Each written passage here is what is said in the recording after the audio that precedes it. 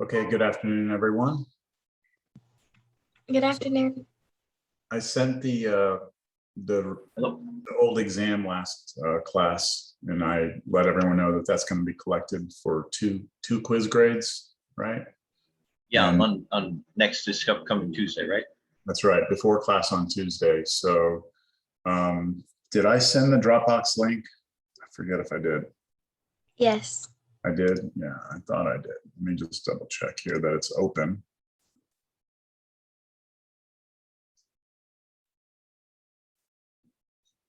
Yeah, there we go. Okay. Yeah, so you should be able to submit that, and then after Tuesday, I'll talk about the answers and things like that to that quiz or to the review. The test, our first exam is going to be a week from today, so we'll come into class, we'll go give you the test. We'll go through all the details of that on Tuesday. I want to try and just continue now discussing continuity, which is chapter 1, section 5. We started talking about that last time. I think we got a pretty decent visual idea of what it is. I just kind of want to pick up where we left off. So are there any questions before I start? Yes. Go ahead. On the homework, I got to number 41 and 49. I managed to get all the others pretty fine. Those two, but to be honest, I've completely forgotten how to make a formula out of information given. Yeah, and I wanted to just ask you if you could. Yeah, let's do this. Yeah. I would not test you on something like that, but I think it is actually very good information to have. I would agree. Know how to do that. So if I have time at the end, I will discuss it, but it might carry outside of class. So if you really want to see it, I'll stay after class a little bit to talk about it. But then if that doesn't work, I can do it during the office hours also. I'm okay with sticking around a little bit after class. Okay. All right. Yeah. Okay. All right. So anything else? Well, I need to open up my math program. Hold on. I restarted my computer because it was acting a little weird. So there we go. Okay, yeah, and just a quick apology, just in case. Yesterday, I did not hold office hours. I went on campus for the first time, and I had a huge problem. My laptop completely died. I had no access to the web. It was a mess. So I apologize if you showed up and I wasn't there. Okay, so continuity, all right. There is a very simple definition in terms of what it looks like. It's just this right here. That's what it means to be continuous. So I'll write that down. Well, you know what? Let's not write it. Let's just copy it. So a function f is said to be continuous at x equals a if that limit equals that value. So it just means that, like I said last time, first, that the limit exists, right? This limit has to exist, which means as you're approaching a on the x-axis, wherever a is, that as you're walking along the function from both sides, that limit exists, meaning you're going to the same point. So from the left, I'm headed there. From the right, I'm headed to the same place. Okay, that's what this gives you, okay, is that you're headed to the same place. To say that that has to be equal to f of a means that when you get to a, your function is actually defined and is equal to the limit. So that means that that point is filled in. Okay, and so that's what continuity at a single point means.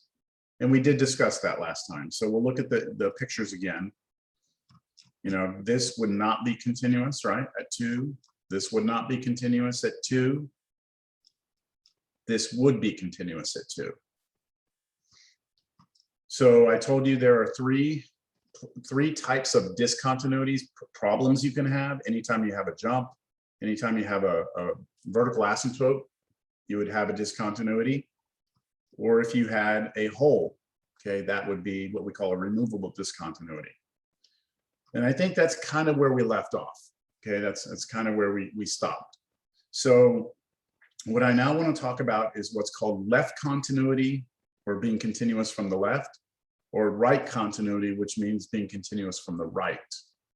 So let's take a look at this picture, this first graph, and let's focus our attention on what's happening at 2.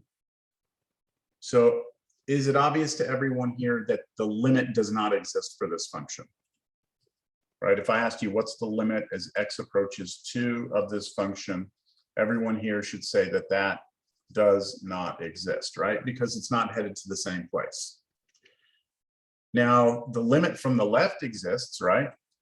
The limit from the left, what's the limit from the left of this function? What does it look like? I know it's hard to see this, but 8.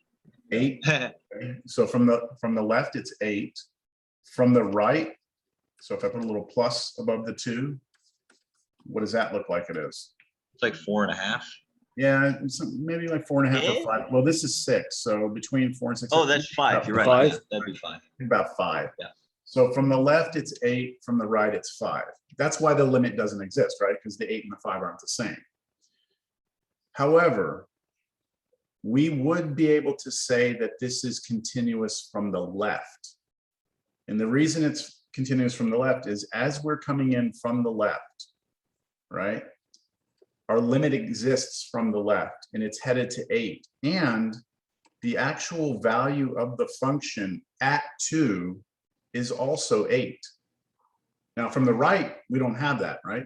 From the right, we come in, yes, we're approaching 5, but when we get to 2, it goes all the way up to 8, so it's not filled in. So this would be left continuity, okay, continuous from the left, because the limit as we approach 2 from the left of this function is 8, and that is equal to the function's value at 2, which is also 8. Does that make sense? Because the dot is where it's headed, we say it's left continuous, but it would not be right continuous. Questions? Okay, this one, on the other hand, if we look at 2 again, the limit does not exist at 2. The left limit is 8, the right limit is 5, right? But this would be right continuous, not left continuous, because as we come in from the right, the dot actually fills in where we're coming in from the right. So this is kind of opposite of what we just had. That makes sense? Left and right continuity? Okay, so if you go up here, this is the definition. To be continuous from the left means that the limit from the left, see the little negative sign there? The limit from the left is equal to the function's value when you get to that point A. And then right continuity means when you come in from the right, it equals the function's value at A. So is left continuity a stronger or weaker condition than continuity? Weaker? Weaker. It's weaker because you don't have to have the other side doing anything, right? Continuity at a point requires both sides to come into the same point. Left continuity only requires from one side that's happening. You're coming in to a point, and then right continuity is the other way around. So it's a weaker condition to be left or right continuous than it is to be continuous. So you might ask yourself, well, why would we ever need that, right? Well, sometimes you have functions that are only defined on intervals. So look at this function here. So if I were to ask you to go to some point, like let's say 2, go up here, would this function be continuous at 2? Yes. Yes, it hits the strong condition, right? Both sides head to the same point. And that would actually work for really any point that you pick inside this interval. You can come in from the left and right and it's headed to the same point, right? Anywhere. But you start to run into a problem when you get to the end point, like 3. So can you say that this is continuous at 3? No. No. Only from the left? Only from the left, right? You can't even talk about the right being continuous from the right because there is no function over there, right? So this would not be continuous at 3. It would be left continuous at 3. Only continuous from the left. And then when you go to 1, that's 1. If you go here, again, we don't have continuity at 1 because we don't have anything coming in from the left, but we do have right continuity, don't we? So look at the definition of what it means to be continuous on an interval. A function f is said to be continuous on an interval if it is continuous at every point in the interval, that means inside, and at the left endpoint, the function only needs to be right continuous, and at the right endpoint, the function only needs to be left continuous.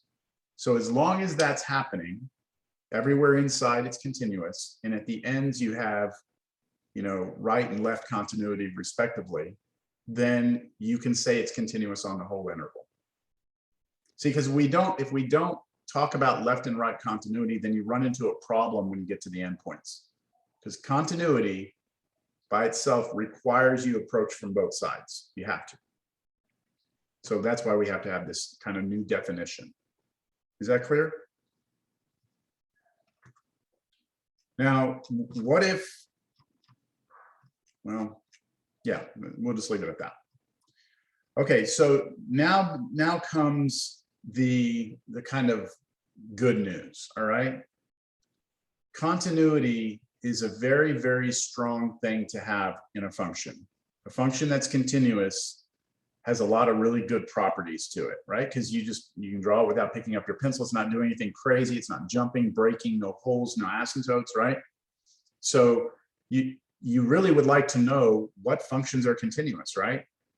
Or if I take, two continuous functions and I somehow put them together, am I still going to maintain the continuity? If I add two functions that are continuous together, do I get a continuous function still? So this next theorem tells you how we can combine continuous functions together and what the result is. So it says here, this is a theorem. If you're given two functions that are continuous, okay, so assume they have two functions that are continuous at some point, all right, then if you add or subtract them, it maintains the continuity. If you multiply the function by a constant, you maintain the continuity. If you multiply the two functions together, you maintain the continuity. And if you divide the two functions, you maintain continuity as long as the denominator here is never 0. Then you'll maintain continuity. So that's good, because it would be bad if we had two nice, smooth functions that you can draw without picking up your pencil, then you add them together and all of a sudden you get something crazy. So it's nice that it behaves this way. And it's a theorem, so we're just going to take it on faith. All right, now the next theorem is talking about what functions have you studied already that we can say are continuous. And again, good news. Everything you did in college algebra is continuous, all right? All polynomial functions, remember polynomials are the ones that look like little roller coasters, right? They're like wavy, okay? All of those are continuous everywhere. None of them have any breaks, none of them have any holes, none of them have asymptotes. So all polynomials are continuous everywhere. At every point it's continuous. So here's an example of a polynomial function. That's just a specific polynomial. I just made one up, but nice and smooth. I can draw it without picking up my pencil. Everything's good, right? All rational functions are continuous. Now, this is key, on their implied domains. So I'll give you an example. Let's say that we had a function f of x equals x plus 1 over x minus 2. That's a rational function. So there is one point that this is not defined, right? If I try and plug in 2, it's undefined because I get division by 0. So 2 is not in the domain. We actually have a vertical asymptote there. What this is saying is that it's implied, right? When you look at that function, it's implied that x cannot be 2, right? So the implied domain is everything but 2. This theorem is saying, okay, well, that when you draw this function, it'll be continuous everywhere except where maybe it's not defined. So everywhere except on its, well, everywhere on their implied domains. So if we look at the graph of that function, I think we can easily convince ourselves of this. We take x plus 1 divided by x minus 2. I hope it's clear. Let me do one more thing. Let me do x equals 2.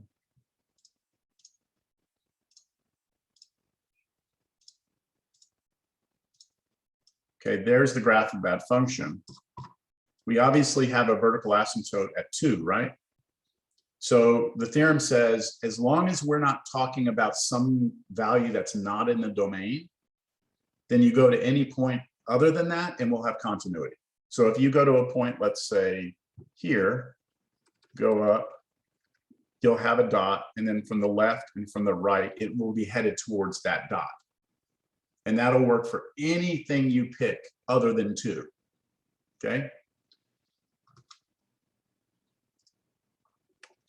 All trig functions, pre-cal, every trig function we ever drew were continuous functions, except again, where you have domain issues. So if you go back and look at all the trig functions here I have some more examples here. So here's a rational function. That's what I was talking about. Nice and smooth, except for where we have verticals. Trig functions, you know, there's a little sine function that was nice and smooth. Now there were some that had issues, right? Tangent had vertical asymptotes. Cosecant had vertical asymptotes. Secant had vertical asymptotes. So those are also nice and smooth and continuous as long as you're within the domain of the function. Exponential and log functions, same thing. If you look at an exponential function or a logarithmic function, they're all continuous. And that means, this is important, that means if I were to take, let's say, the sine function and multiply it times the natural log function, then I can be sure that the answer will be a continuous function on the domain. So let me go to a different software here and let's get rid of this and get rid of this. Let's do that. Let's graph. Okay, so sine of x should be nice and continuous, right? It is, y'all agree? Now, if I multiply that times another continuous function like e to the x, I mean, that's what it looks like, okay? That's what it looks like. But if I zoom in on this, if I go to any point here, right? If I go to any point on this, it'll be continuous, okay? And if I'd like, I can even take that whole thing. Let me see. If I take that and divide it by another continuous function, let's say x squared, then this should be continuous everywhere except where? At 0. At X 0, equals because we 0. can't divide by 0. So if we kind of go over here, let's see what happens near 0. Up at 0, look, we're getting a vertical asymptote, you see. But everywhere else, it's nice and smooth and it behaves well. That makes sense? So the theorem guarantees us this, which is nice. Okay, now, so we know that if we add the 2 together or subtract 2 or multiply or divide, we should be good with continuity. What about composition? So that was another idea from college algebra, is you can take 2 functions and compose them, right? F of g of x or g of f of x, right? So what happens in that case? Well, this theorem says that if g is continuous at a and f is continuous at g of a, then we have that the composition is continuous. So with composition, we have to be a little bit careful. I'll try and illustrate that. Let's say that we have, trying to think of how I can do this. Yeah, let's say that we have a function f of x, which is 1 over x, and then g of x, which is x plus 4. Okay. So if I ask you to look at these individually, right? this function f would be continuous everywhere except where? 0. Zero, right? Zero is the only place. How about g? That should be everywhere. -4. Everywhere, right? Everywhere. We can have -4 because that would just give us 0. We just can't have division by 0, right? So this function f will be continuous everywhere except 0.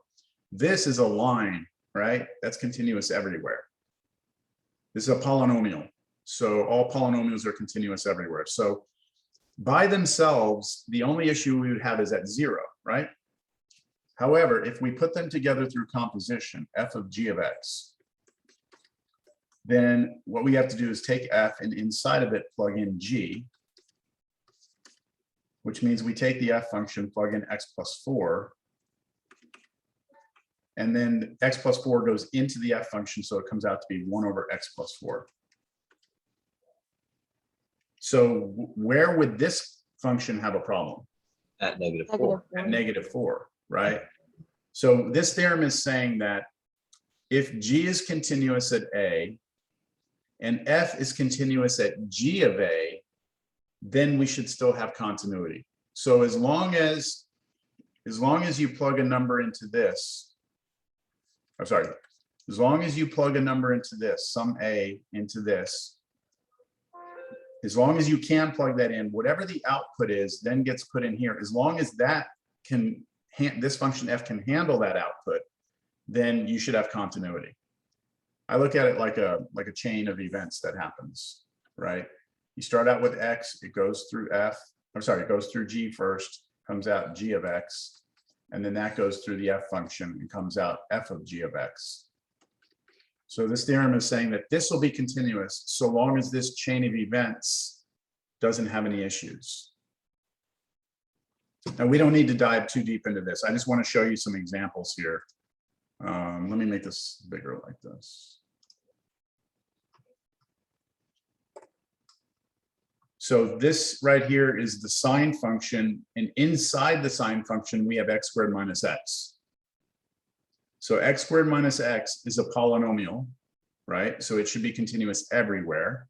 And the sine function is also continuous everywhere. So when we compose them, when we put one function into the other one, not multiply, right? Composition, then our result, which is this graph, I hope you would agree, looks like it's continuous everywhere.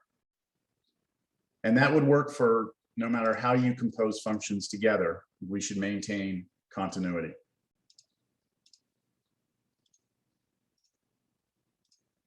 Okay, we'll get more into that later. All right, so now we get to something called, and this is kind of getting to the end of the section here, something called the intermediate value theorem. All right, the intermediate value theorem. This is one of the most important theorems in math, even though you never even realized that you were using it. So I want to take you back briefly to college algebra, right? Real briefly. So in college algebra, let's say you were given a function like this. I'm just going to make this one up on the fly.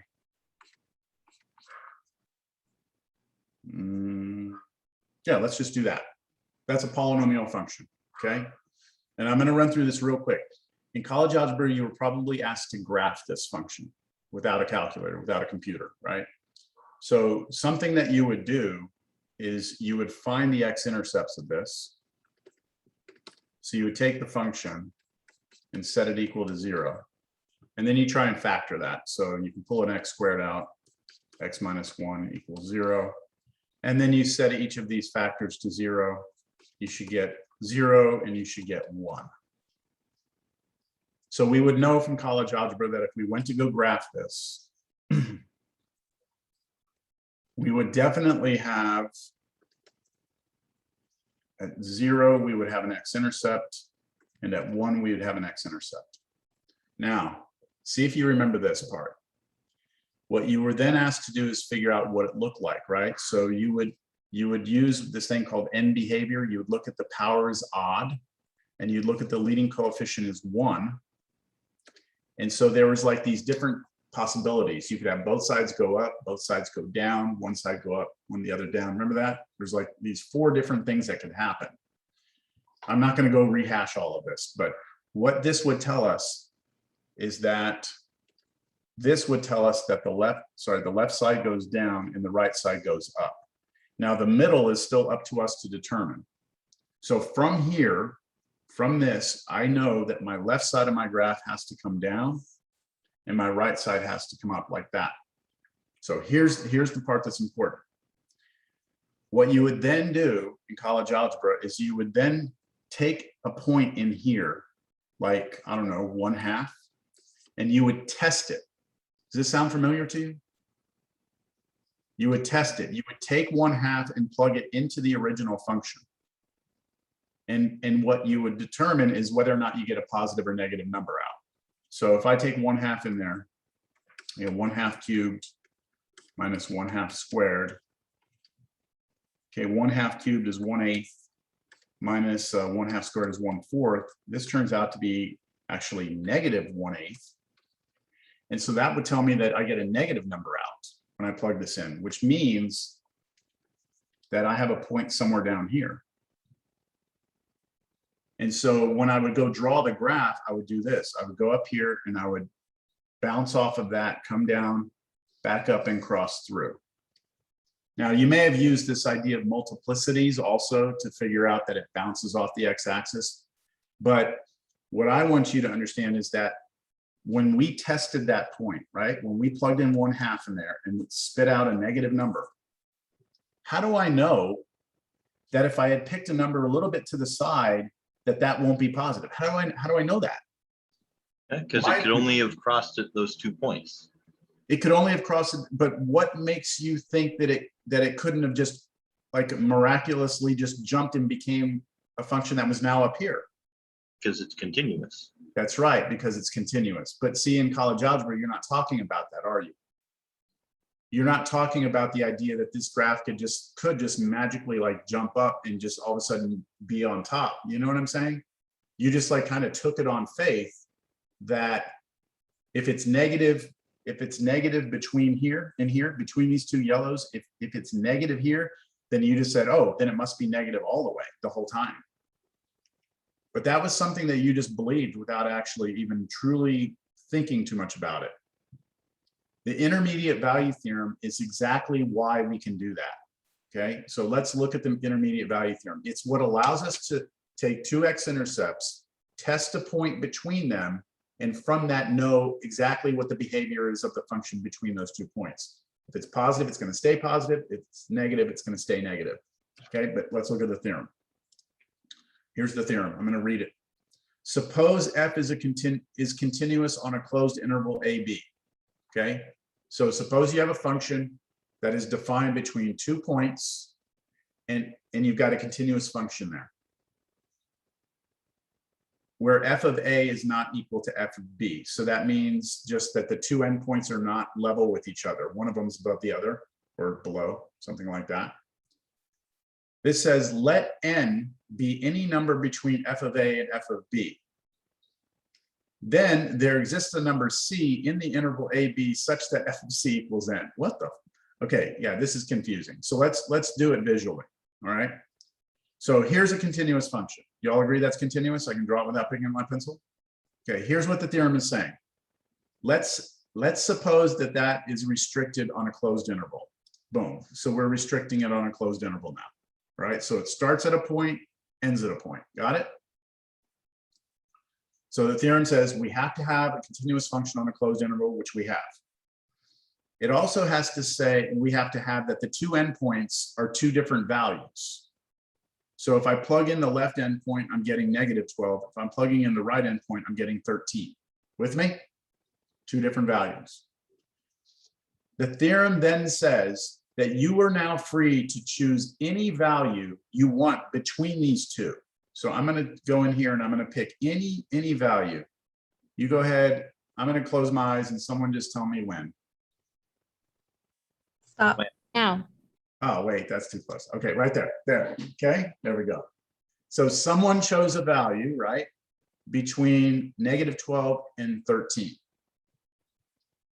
And for any value, and we can do this again, but as soon as you fix a value between negative 12 and 13, here's what the theorem says.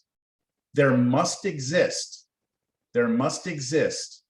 some C in there, okay, the function will spit that value out. So there has to be some C value on the x-axis that I will plug into the function and it will achieve that value. And that will work for any value of n you ever pick between -12 and 12. Give me any value. So this is saying basically that for a continuous function on a closed interval, that if you have two endpoint values, the function will achieve every single value between those two values. Every single value will be achieved. Every intermediate value between those has some x or c that maps to it through the function.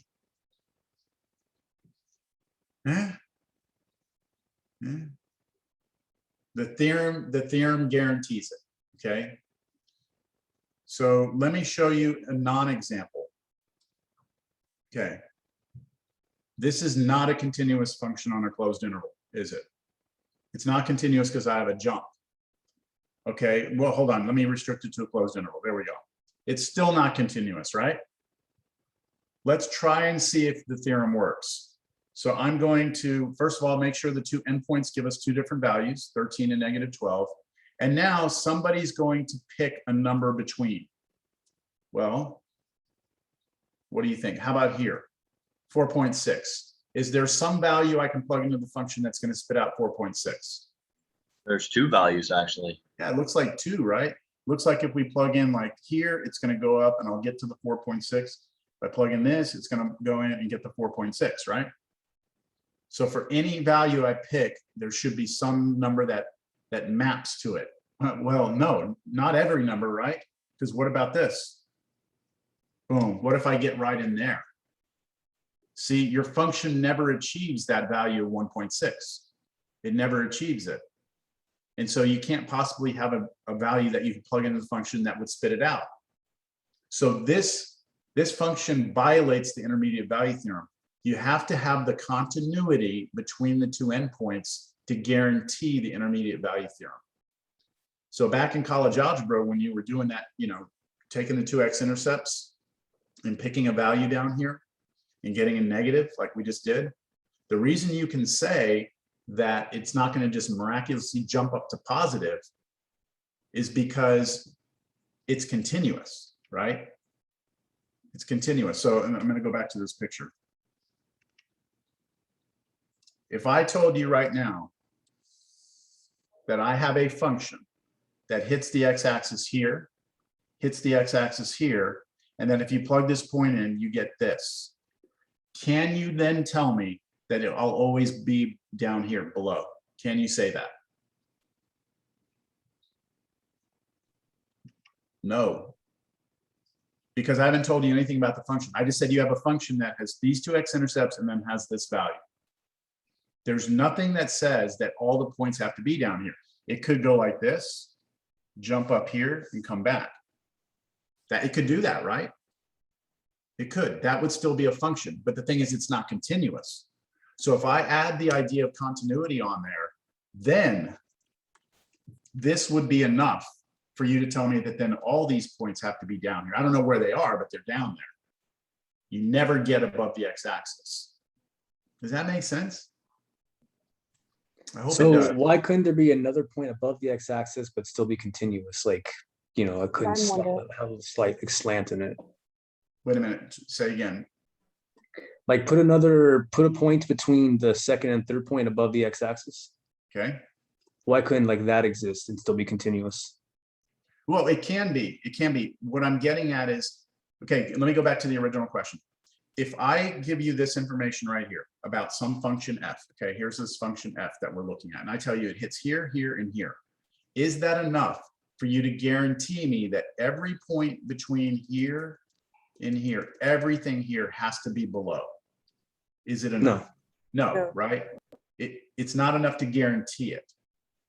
Now, if you throw continuity on there, right? If you throw continuity, then you can say that. Now, I have to add on to it that these are the only two x-intercepts, right? I'm kind of assuming these are the only two x-intercepts. If there is let's say you have that point that you're talking about here, right?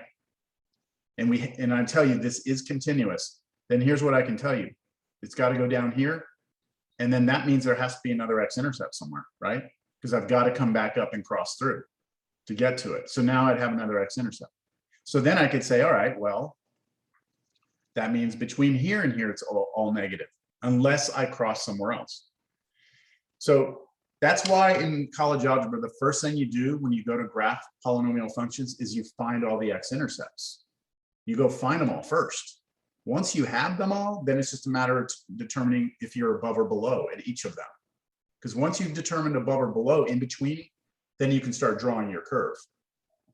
If you miss an x-intercept though, if somehow you mess up the algebra and you miss one, then it's going to throw everything off. You could still have points above the x-axis with just those two x-intercepts though, couldn't you? What do you mean? Like if you made a point to the left of the farthest x-intercept and above the, A point here? no, farther to the left, Here? on the, like on the outside of that. Here. Yeah. Oh, Maybe yeah, something yeah, like that. yeah. I mean, what happened, I'm really trying to get us to like focus our attention between what's happening in here. Okay, gotcha. I mean, there's all sorts of stuff that could come on both ends. You know, like whatever's happening there is happening there. I'm just trying to get, again, you to go back to college algebra and think about when you found two x-intercepts and you were trying to figure out what's happening between them, all you did was pick the test point and plugged it in, figured out if it was above or below. And that allowed you to draw a little piece. But the continuity is what made you be able to do that, is that it doesn't just miraculously jump or break. Okay. So big deal, intermediate value theorem. So I want us to read this carefully. Use the intermediate value theorem to show that this equation has a solution inside this interval 0, 1. Do not find the solution. So let me copy this and we're going to go work this out. This is actually a very, very important problem right here. Not for you necessarily. I know I have a lot of computer science in here, right? There's people who are computer science majors. Okay, this is a very good problem to illustrate to you why computer science is important in certain aspects in math. So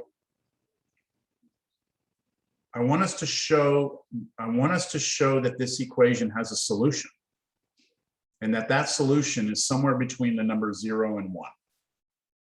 Okay, somewhere between 0 and 1. Now, just to give you a little preview, I'm going to go to Wolfram Alpha. I'm going to go to Wolfram Alpha, and I'm going to put solve cosine x equals x. Do y'all see the answer?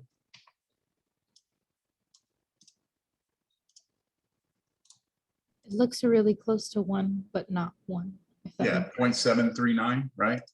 So what in the world did the calculator or the computer just do to get that answer, right? I mean, that to us right now, it's like a big black box. What did it do, right? How did it get 0.739084? And do you see the squiggly equal sign? Do y'all know what that means? Means Means approximate. Approximately. Right? It's approximately that. Now you can ask the computer, this is actually pretty cool. You can ask it to give you more digits, which means if you need a more precise answer, it is capable of giving you a more precise answer. So what happened there, right? What did the computer do to get that better approximation? So you ready to see it? This is how the computer did it, all right? It used the intermediate value theorem. So here's what it did. Well, I'll get to what it did. Let's talk about what we're going to do. We're going to look at this equation, and we are going to move everything to one side. So subtract x on both sides. Now, I hope that you, after getting through college algebra and pre-cal, understand how it is that you find the x-intercepts of a function. So whenever you're given a function, if you're asked to find the x-intercepts, what do? Set the equation equal to 0. Set it equal to 0, right? You set the function equal to 0. So anytime you have a function set equal to 0, what you're doing is you're finding the x-intercepts of the function. So look back at this equation. I'm now going to call this left side f of x. So essentially what I'm looking for are the x-intercepts of that function. Do y'all see that? I want the x-intercepts.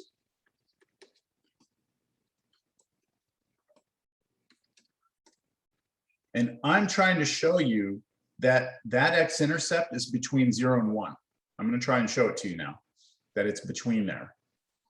So I look at this function, and first thing I say to myself is it's continuous, because it's cosine of x, which is continuous, minus x, which is also continuous. So I know that when I draw this function, I have to do it without picking up my pencil. And now what I'm going to do is figure out what's happening at the two endpoints. So what is f of 0? So what would that function be if I plug 0 into it? Let's see, cosine of 0 minus 0 is 1. So cosine of 0, I'm sorry, f of 0 is 0, is 1, because cosine of 0 is 1 minus 0 is 1, right? And then I figure out what f of 1 is. So I'm going to look at the other endpoint. And so I do cosine of 1 minus 1, and that equals, well, on your calculator, you'd have to do cosine of 1. You make sure you're in radian mode, and you should get a negative answer. Can someone do it real quick? Tell me what they get. Negative 0.46. Negative 0.46. Okay. Why is that enough right there? Why is that enough to prove that there is a solution between 0 and 1?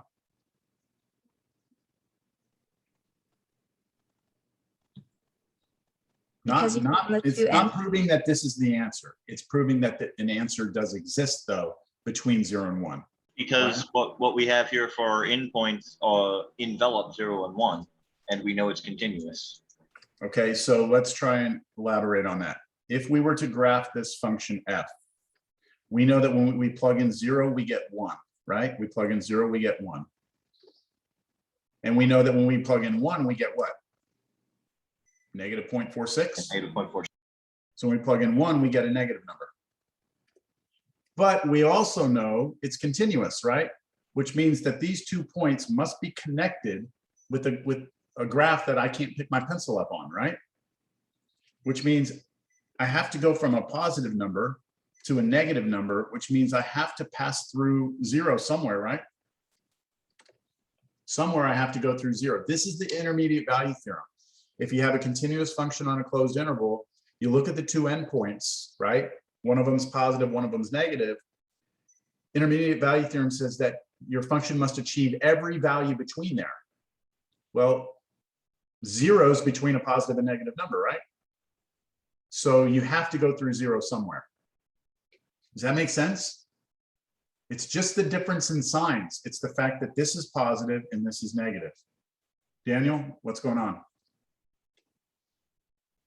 Just writing notes down. I'm just lost, but it's cool. Okay. So how did the computer get this? Here's what it did. All right. It used this thing, which we call the bisection method. All right. What it's doing is it's doing exactly what we just did. You give it an equation, right? And what it does is it tries to solve this equation, and it generates a function. So you can imagine, as a computer science programming, that if somebody inputs an equation, you could simply have it move everything over to one side. Okay. And then define this to be some function. all right? And then what it does is it randomly picks 2 points, okay? It randomly picks 2 points. Let's say, for example, it picks 0 and 1. And it plugs those 2 points into this function. Now, we just saw that when we did that, we got a positive output, right? We got a positive output here, and then we got a negative output here, right? So the computer now knows that the solution is somewhere between 0 and 1. So the computer will now bisect that interval. It'll cut it in half, and it'll take the number here. It'll plug that into the function. So on your calculator, do cosine of 1/2 minus 1/2. And when you do that, what's your answer going to be? Someone can give it to me. 0.38. 0.38. That's a positive number, isn't it? 0.38. So that tells us that we're positive here. What does that mean? Where's the answer got to be? That means your intercept is going to be to the right of that point. To the right. It's between here and here because now you're going positive to negative here, right? So the computer then bisects that, cuts that in half, and tries 3/4. So do it yourself. If you try 3/4, you're going to get 0.23. You should get negative, I think. Yeah, I did mess it up. That's what happened. Yeah, negative 0.018. Yeah. So now you're negative here, right? So now that means that the change in sign was between here and here. So now it cuts that in half, right? But And it can you? keeps doing this. What's that? I would say, can you explain again how you need to go to the right? How to go to the right of 1/2? Where's the change in sign happening? That's okay. So when we started off, right? When you plug 0 into this function, you got 1, which was a positive number, right? So graphically, that corresponds to that. Oh, oops. Graphically, that corresponds to that green point, right? Then when you plugged in 1, you got a negative. That corresponds to that green point. That means the solution somewhere between here and here, right? Then the computer says, oh, let's look at 1/2. So the computer looks at 1/2, and my drawing isn't that good, but I'll fix it. I'll make it better. I'll actually graph it.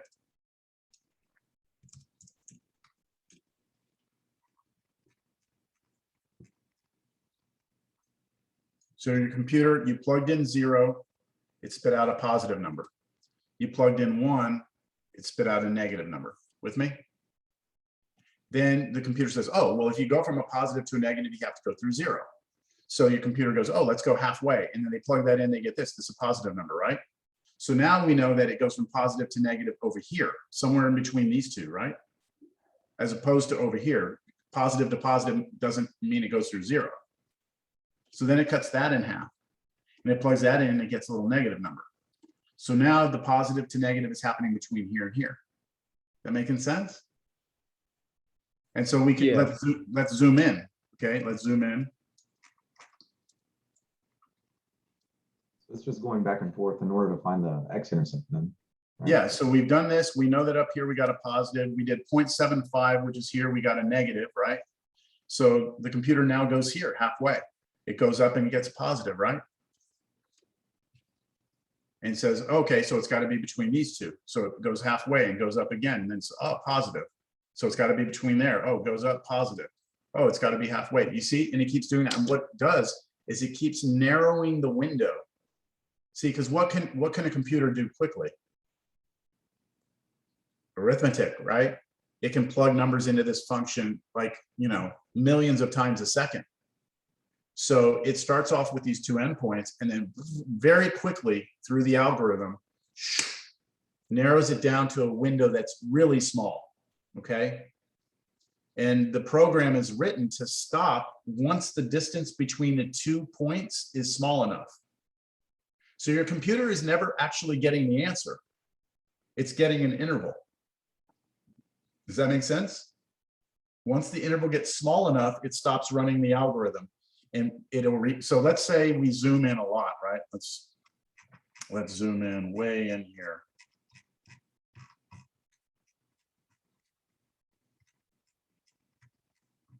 think that's as far as it's going to let me go. So you've run the algorithm, and maybe here's where you are. It's plugged this number in, and it gave you a positive. Plug this number in, and it gave you a negative. So your computer still knows that the solution is somewhere in here. With me? But the distance between those two, is so small. The computer hasn't, every time it runs this test, it measures the distance between those points, and it gets to a certain size, and it says, okay, that's when I stop. And then what it'll do is it'll just take the number in the middle, and it'll just return that number to you. And that's the answer. It'll just take the halfway point, right? And so when we first clicked on this and we got this answer, it had a certain window that it went down to, and then it stopped the algorithm. And then I asked it more digits. So what it did is ran the algorithm again with a smaller window and got it way down to this many digits. Does that make sense? That's interesting.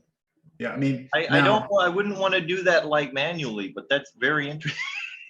well, that's what computers do for us, right? They Oh, take definitely. something that we would never want to do this by hand, ever, right? We would never want to do it by hand. But a computer will be able to do it in a blink of an eye for us. As long as we can code it properly, right? We have to be able to code it. It's just a do loop or a for loop or something, and you're doing some checks on the way through. And I mean, I'm not expecting everyone to be computer science people here, but this is a very simple algorithm to generate and write. Now, it turns out that there are other more efficient ways. If anyone here knows about anything about programming, one of the most important things when it comes to programming is something called Big O. Have you all heard of that before? Has anyone heard of Big O? Has anyone heard of Big O? Anyone know? Are there any computer science majors here? No? Few? So Big O is basically a way that we measure the operation counts for a particular program. So let's say that I'm going off topic here. Let's say that we have a list. Let's say that we have a list of, just making up. Let's say we have a list of 5 numbers, and we want to write a program that is going to sort those numbers from smallest to largest. Okay, so these don't have to be given to us in any. I'll change them. 110. So you just have a random list of 5 numbers, and you have to write a program to resort them smallest to largest, right? The way you write the program will determine your Big O, which is the number of operations it's going to take to do this. Now, there are 5 elements in this thing. So if your program only requires 5 computations, then we call that Big O of n, meaning that it's exactly the number of elements you have is how many operations you have to run. Some programs, you might have 5 things, but it takes 25 operations to do it, whatever the algorithm is. So then it becomes n squared. My point is, this method I just showed you has a very high operation count, and so it's not efficient. And so there are more efficient ways to do it. So I kind of lied to you. When I went to this program, this Wolfram Alpha, and I typed that in, I guarantee you it did not use what I just showed you. It used a way better algorithm than that, much faster. So yeah, all right. Intermediate value theorem. You really don't need to know. I mean, I would ask you a question like this. This is not, you know, to me, this is a simple question, because really at the end of the day, what do you do to answer a question like this? Check your endpoints. Okay, move everything to one side, right? Move everything to one side. Plug the 2 endpoints into that function and just show me that you get a positive and negative. If you get a positive and negative, then you know it has to go through 0.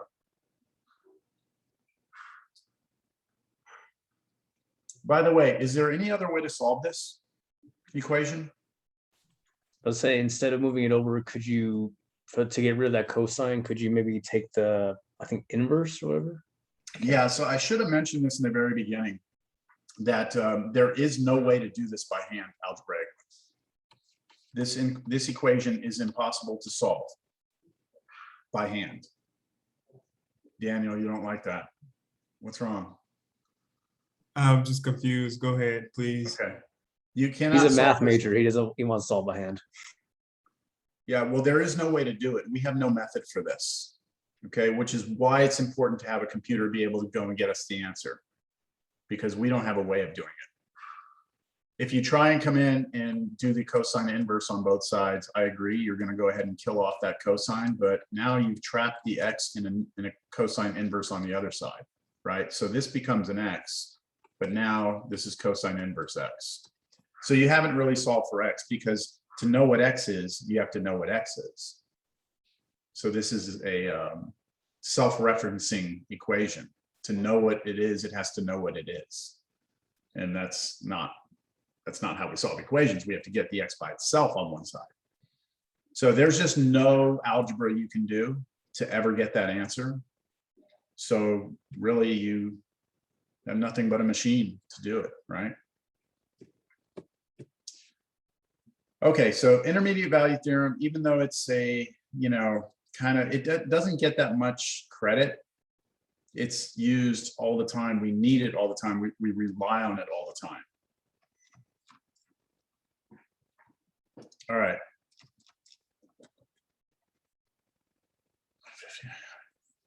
I want to do this problem, but I don't know if I want to do it. I'm like, I want to, but I don't know if I want to.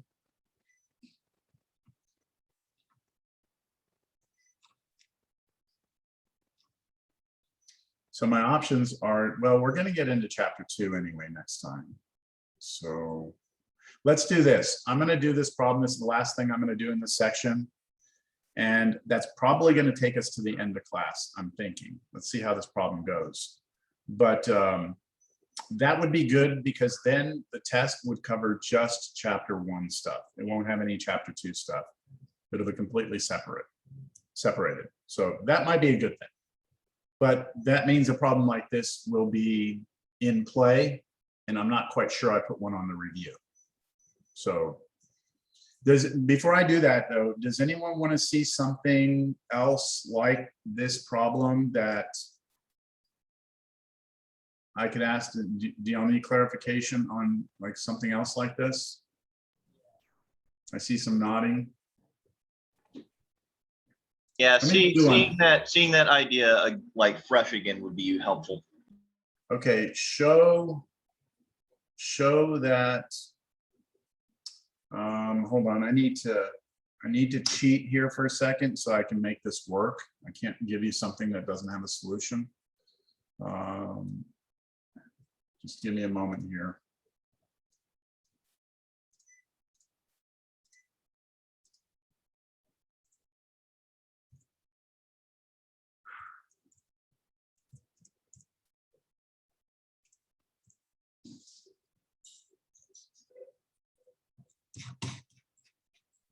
So you know how we skipped sections?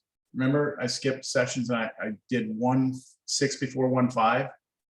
This is exactly why I did it that way. This 1.5 kind of like you're cruising along, then you get to this section, it's like all of a sudden it's all this weird shit, and then you go back to limits. So this is why I've separated and put it afterward, because this is like weird stuff, and we're not talking about limits really. So I mean, we are, but indirectly.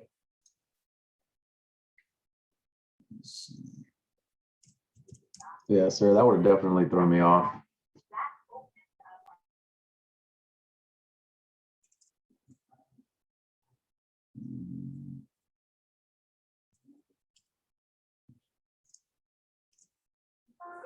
Okay, that should do it.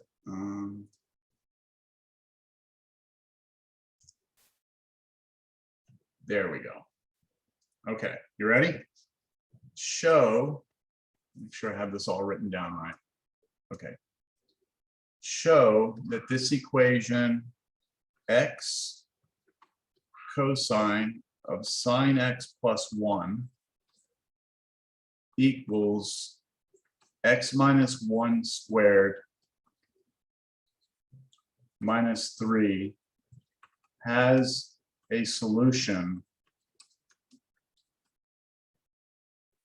in the interval -1, 0.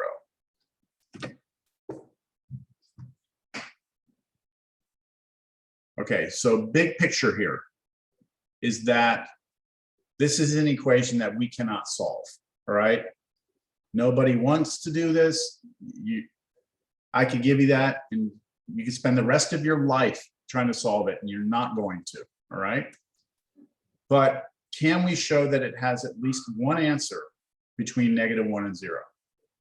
So what we'll do is we will move everything to one side first.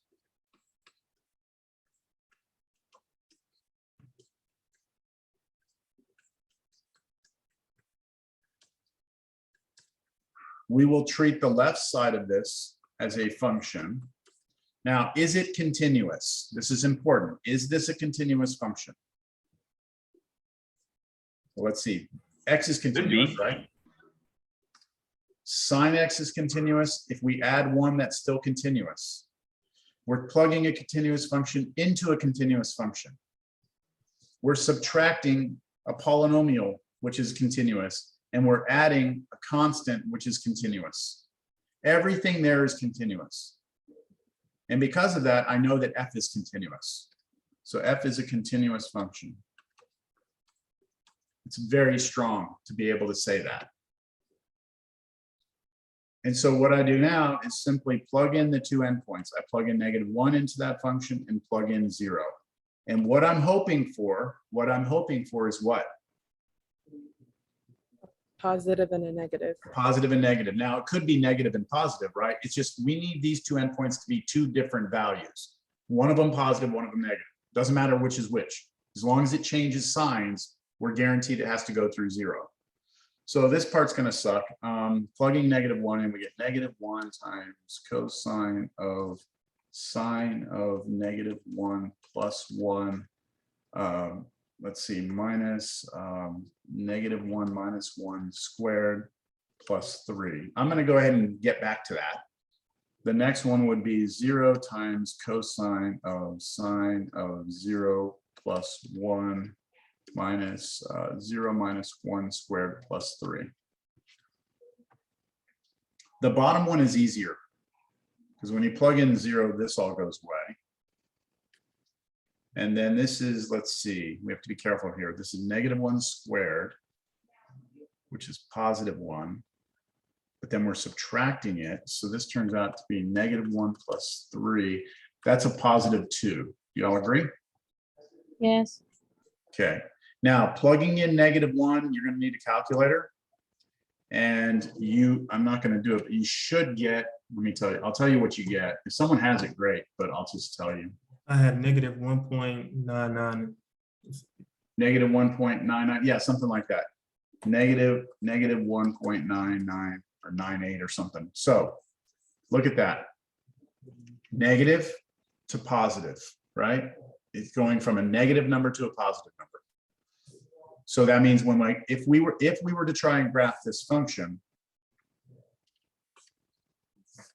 between -1 and 0, when we plug in -1, it's spitting out a negative number. When we plug in 0, it's spitting out a positive number.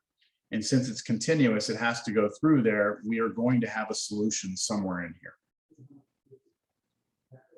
But this is all you have to show right here. This is it. A change in sign is all you have to show. So this right here shows there is a solution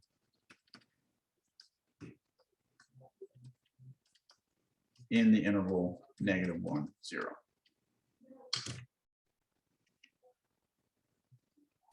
I have a question. Yes. Are we gonna have one of these on the test? Yes, that's why I wanted to go through another example. Okay. I think once you understand what you're doing, it's not really that big of a deal because all you're really doing is plugging two numbers into a function and just using a calculator. Yeah, it's just it's got a decent chunk of weird arithmetic, but that's. Yeah, it is weird, but it should work. Here's the graph of that function, just so you can see.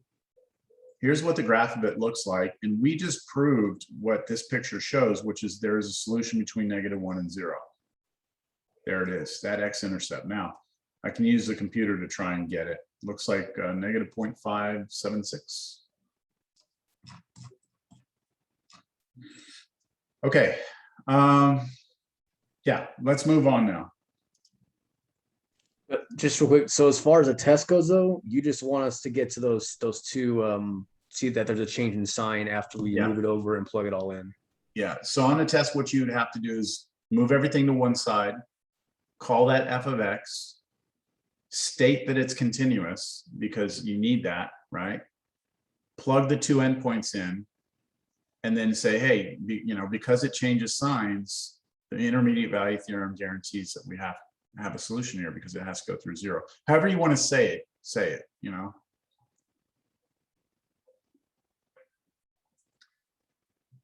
All right. Moving on. Okay, so this first problem, what I'm going to do is I'm going to make one up, and then we'll get to the harder one. All right, so let's say we have a piecewise function. All right, now we haven't talked much about piecewise functions. So I'm going to define a function, and it's going to be this function. It's going to be ax squared plus 4 if x is less than or equal to 1. And it's going to be 4x minus a if x is greater than 1.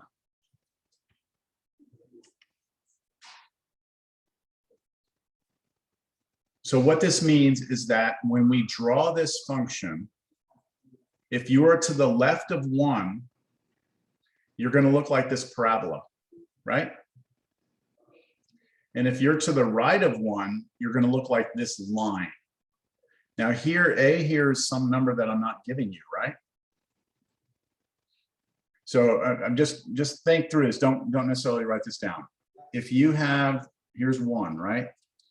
So imagine that we've split this graph into two pieces. To the left, it's going to be a parabola. And to the right, it's going to be a line. Understand? Now, we don't know what they look like, but we have a parabola to the left and a line to the right. What I'd like from you is this. Find A such that, anyone have a guess what I'm going to ask?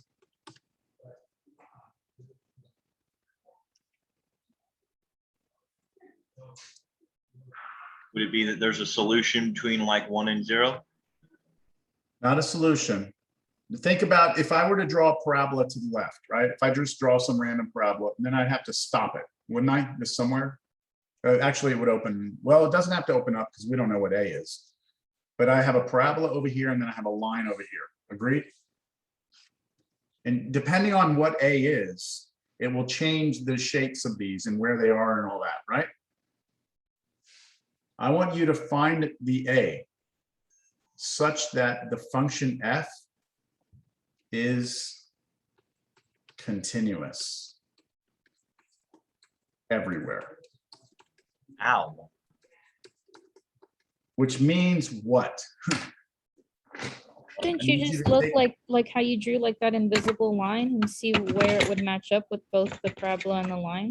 Yeah, we need to bring these two edges together somehow. By changing the value of A, we'll change the shapes of the graphs. So I'm going to do this first. I'm going to do it by hand, but I want to show you kind of visually what we're trying to do. So that's the great thing about this, man. Technology is just crazy what we can do now. So I'm going to have the computer draw A times x squared. What was it? Plus 1? Was it plus 1? Plus 4. Plus 4. And then I'm going to have it draw 4x Was it plus A or minus A? Minus Minus A. A. Minus A. And then I can control the A with this. Oh, wait, hold on. I only want to draw the parabola if X is less than or equal to 1. And I only want to draw the line if X is greater than 1. See it? I can control A now. So A is going to affect the parabola, isn't it? The number in front of X squared should affect the shape of it. And then the A on this one should actually have an effect on moving things around up and down. Do y'all agree? Yeah. Oh, ho, ho, ho. What am I trying to do? Trying to figure out what Trying to A make them brings touch right them there. together, right? What A brings them together continuously. Looks like it's 0. It looks like it's 0. Well, I made the problem up, so it looks like it's Yeah. going to be a shitty answer, but it looks like they're, looks like that's going to be the answer. Now, So we have to show that. question. Yes. So to find it algebraically, obviously, if I looking at it, looks like it'd be possible. The big yeah. thing I would think you'd want to do is set X equal to 1 and then solve for A. Would that not be the primary thing you'd want to start with? Kind of, yes. I mean, you're on the right path, but what I'm going to do is formulate that same idea using the definition of what continuity means. All right. So does everyone understand algebraic? I mean, visually what we're trying to do, we have two kind of arbitrary graphs and we're trying to control the A in a way that when we draw it, we don't have to pick up our pencil. Because here, this isn't good. I have to pick up my pencil. But if I do it just right, I'll be able to not. I'll be in a situation where I don't have to pick up my pencil. So here we go. You ready? So what do we need? In order for us to be able to draw this without picking up our pencil, we need continuity everywhere, right? Everywhere. Now, to the left of 1, because 1 is the most important part of this problem, 1. To the left of 1, it's a parabola, right? Is that continuous over there? To the left of 1, is a parabola continuous? Yes. Yes. Okay, to the right of 1, is the line continuous? Yes. Yeah. Yes. Yes. The only point that we really have to worry about continuity at is 1, right? At X equals 1, that's where the continuity is important. So what I'm going to say here is we want F to be continuous at 1. Okay, well, what does continuity at 1 mean? That means, and I'm going to go back to the very first note I had up here today. A function f is said to be continuous at some point x equals a if this limit is equal to the function's value there, right? That's what we would need for this to be true. Agreed?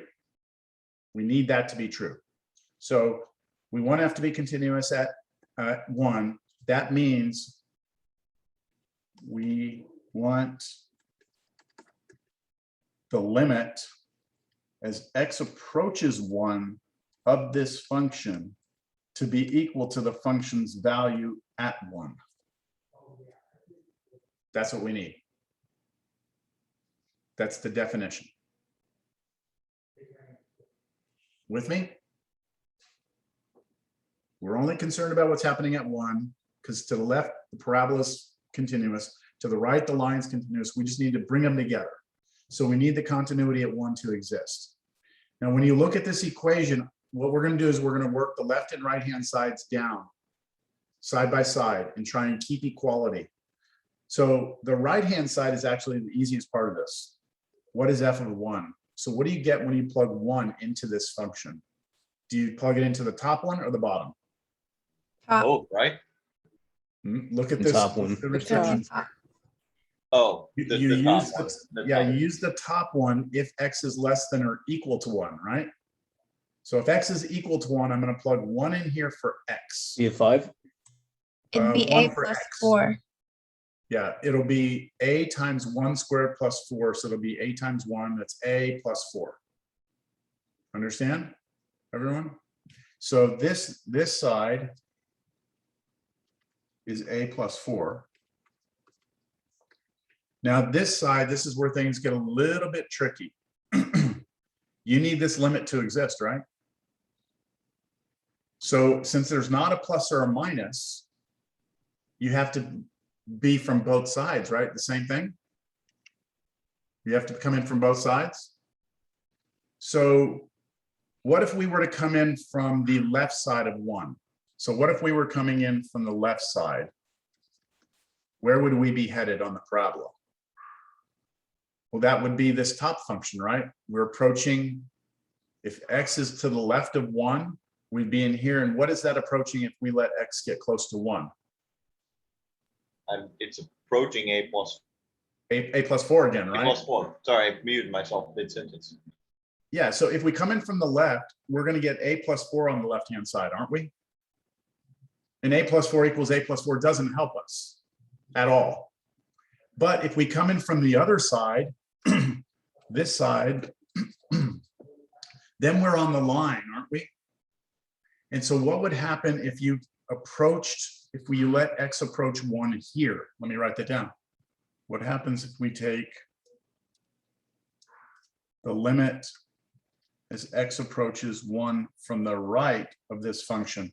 Then we're dealing with this part of the function, the bottom part, because we're coming in from the right, bigger than 1. Now let x go to 1, and what do you get? 4 minus a. 4 minus a. Let x go to 1, you get 4 minus a. And if 4 minus a has to be equal to a plus 4,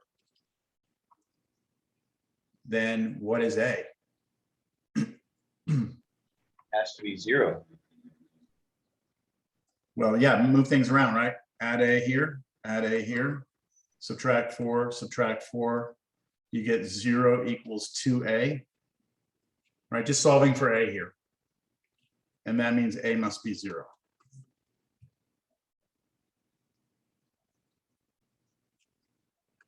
This is what you need for continuity. At 1, you need a to be 0. Which means that this function here, I'm going to copy it here. In order to have continuity, here's what we need. I need that a to be a 0, and I need that a to be a 0. So the function would actually be this function. It would be 0, so it'd just be 4 up here, if x is less than 1 or equal to 1. And down here would just be 4x, if x is bigger than 1. This I would- have a okay. This would draw it. And that's what we got when I was trying to move this around. When we got to 0, a is 0, that's where we had continuous. What's your question? Does it always have to be a 0 or only in this problem? In this particular problem, it turned out to be 0. Okay.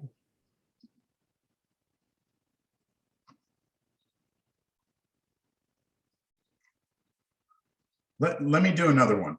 I'm going to do another one similar to this one.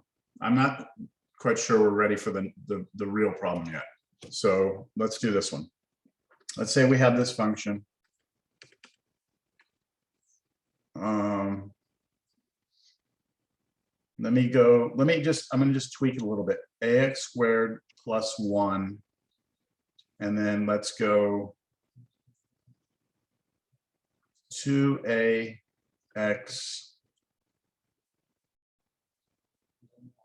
plus 7. Here, if x is, let's say, less than or equal to 2, and x here is bigger than 2. I want us to find the a, which makes f continuous everywhere.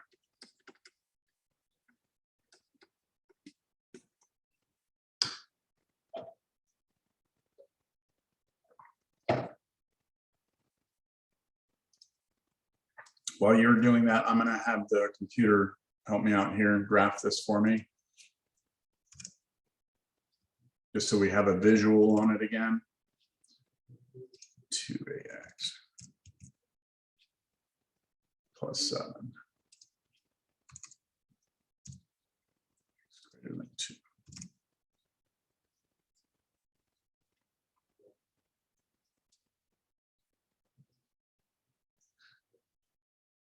Okay, this should work. Oh.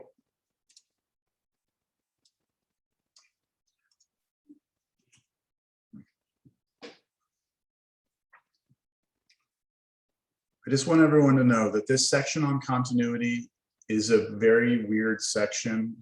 Don't be discouraged by it, because when we get in chapter 2, everything's going to start to feel like we're kind of more on solid ground. Continuity is a weird idea. I mean, it seems simple, but it gets pretty complicated when you really start to get into it. So this is the one time we're going to look at continuity, and we're never going to really talk about it again or analyze it in this depth again in this class. So we will move on. Okay, so here we go. We've got a parabola again, and then we've got some line, right? And we need to figure out what A is going to bring these two things together. So I can start messing with it, and this time you can see it looks like my A is going to have to, I'm going to have to zoom out here. Looks like it's going to have to, whoa. Y'all see what's happening here? I don't know if I have my A. It's going to be way down there somewhere. Do y'all see I'm starting to bring them together though? I might have to go to -40. Let's see.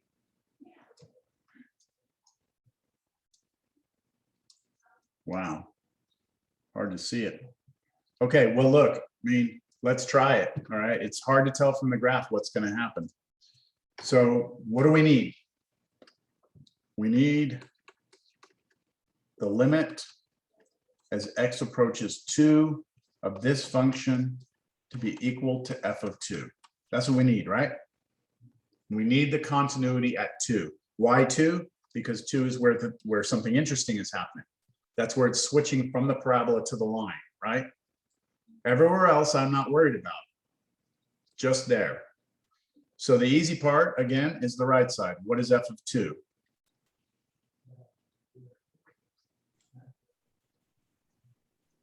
It's going to be your top one, the ax squared plus 1. Okay, so you're replacing x with 2, right? And what do you get? Yeah. Oh, it's 4a plus 1. 4a plus 1, good. All right, now that must be equal to the limit as we approach 2 from both sides, right? That means approaching from this one and this one. Which one of those two is more important to us? Approaching on this Lower side one. or the We don't bottom? have it. Which one?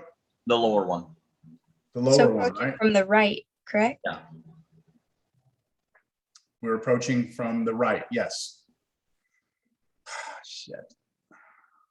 2, 4. Oh man, how could I have made this problem like this? The Yeah. 4A's cancel out. Yeah, okay, let's look, Yeah. let's tweak the problem. Let's tweak it. I have to tweak it, or else I want a solution. Can we just change that right there to a 3 in front? Just right there. That doesn't change anything as far as the work we've done up to this point. Just change that to a 3. I got to say, I'm glad you did that because I was ending up with 0 equals 6. That's right, which would mean no solution, which means it would be impossible to put these two together, which I was starting to think would happen. I was really intensely trying to keep them from doing that, and I wound up stumbling on it again. Okay, so change that to a 3. So now what we do is we take the limit as x approaches 2. We want to only approach from the right because we already know what happens at 2 and from the left, because that's how we got this value. Now we plug 2 into this and take this limit for x approaching 2, and let's see what we get. If we let x be 2, this turns into 6a plus 7 equals 4a plus 1. Understand what I'm doing here? Is there any question as to why I use the bottom function in here as opposed to the top one? No? Okay, this is a nice little linear equation. A is -3. There we go. If A is -3, we should be in business.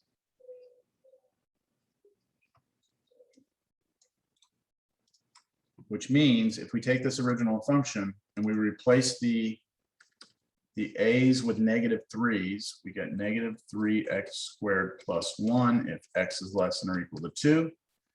And then if we place the a with -3 there, we get -9x plus 7 if x is bigger than 2. If I were to graph this, they should come together and we can draw it without picking up our pencil. Shall we check? I'm going to go back over here and fix this. And then zoom back out.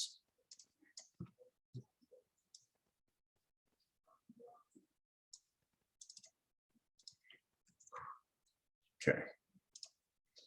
There we go. That's a little better. So you can see the parabola on the line, and then what was our answer? -3. -3. So here we go. I'm letting a be -3, and they're going to come together right there. There we go. We've brought them together. Now remember, the black is a parabola and the red is a line, but I could draw this without picking up my pencil now. So question, with the Yes. other one, with it as the 2a x, would the answer have been that there is no answer? There is no way to make that continuous at 2. Okay, Is what would have, gotcha. yeah. Now I would never get that to you. I'm just, yeah, that's what would have happened. All right, you ready for the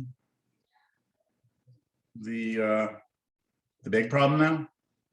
Yes, sir. Could I ask a quick question? Yes.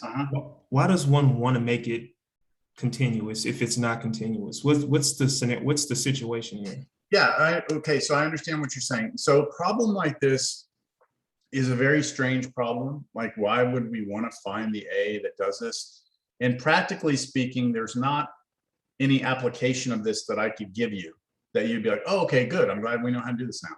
This is more about, do you understand limits? Like, do you understand the idea of continuity, right? The definition of it, the limit has to equal the function's value there. And can you use that definition to be able to paste these two things together? It's just kind of like it's a different sort of problem than what you normally see in a math class, right? This is not like, oh, find the hypotenuse of this triangle, or, oh, factor this thing. This is like, use the definition and see if you can figure this out. That's the way, I mean, it's just, the problem is presented to make you, sometimes you learn more about something by looking at it from a perspective that you hadn't really thought of. So this is supposed to help you understand the idea of the limit more. Maybe, maybe not. Now look at this next one, okay? I'm gonna have to be careful on this one because I can't give you something that's not gonna work. All right, here we go. So let's say I have a piecewise function again.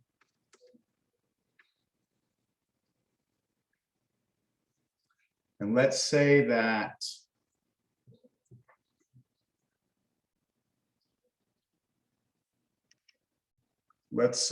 the first piece is x squared minus 9 over x minus 3. And that's what's going on if x is less than 3.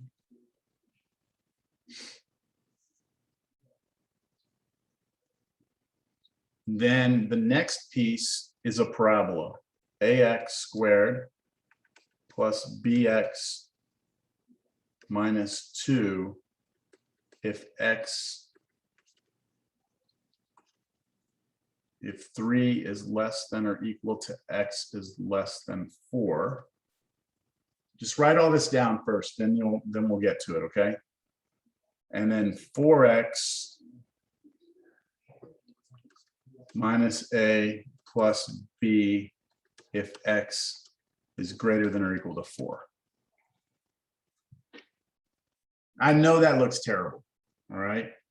This is a piecewise function with 3 pieces to it, right? 3 pieces. We are to now find the A, the B, such that the function f is continuous everywhere.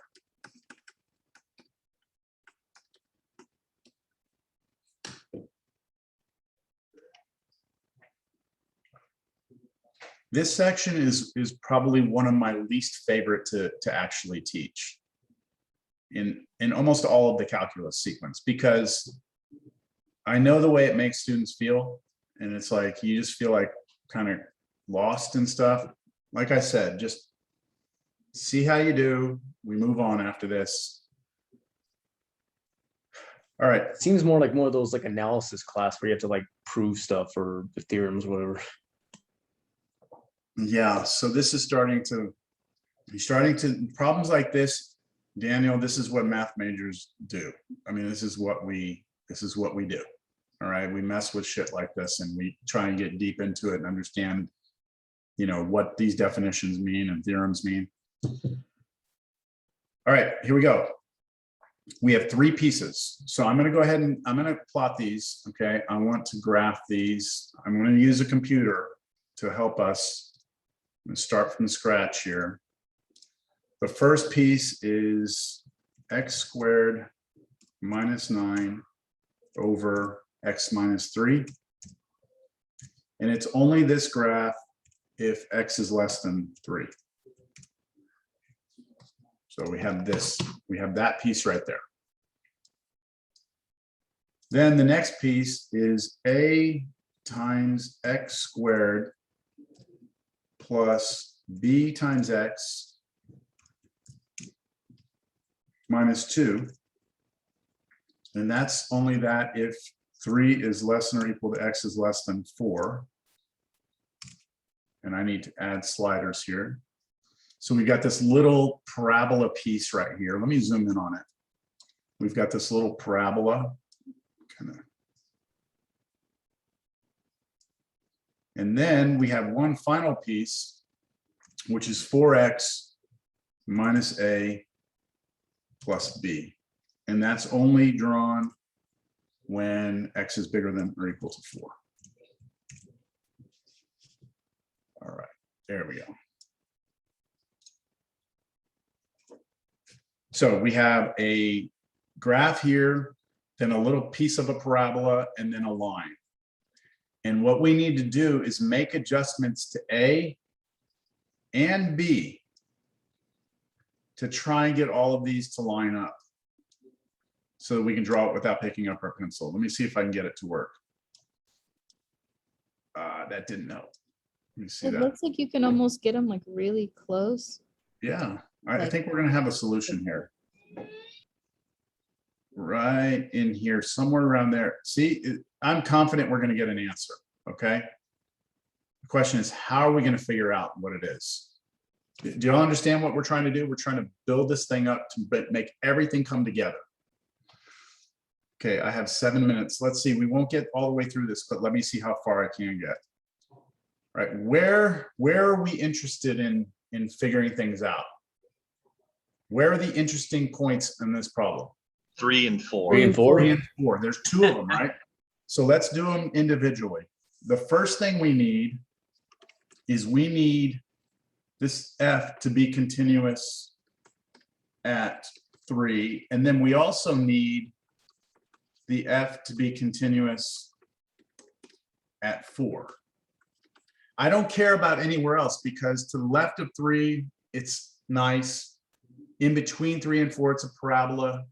And then to the right of 4, it's a line. So everything is good except for at these points. So needing continuity at 3 means we need the limit as x approaches 3 of the function to be equal to f of 3. To be continuous at 4 means we need the limit as x approaches 4 of this function to be equal to f of 4. Those are just the definitions of continuity at those points, right? Let's work with the one on the left. What is f of 3? So which piece are we going to work with? Top, middle, or bottom? The top and middle. Oh, If I oh, want the, F that one, middle. that's just gonna be the middle.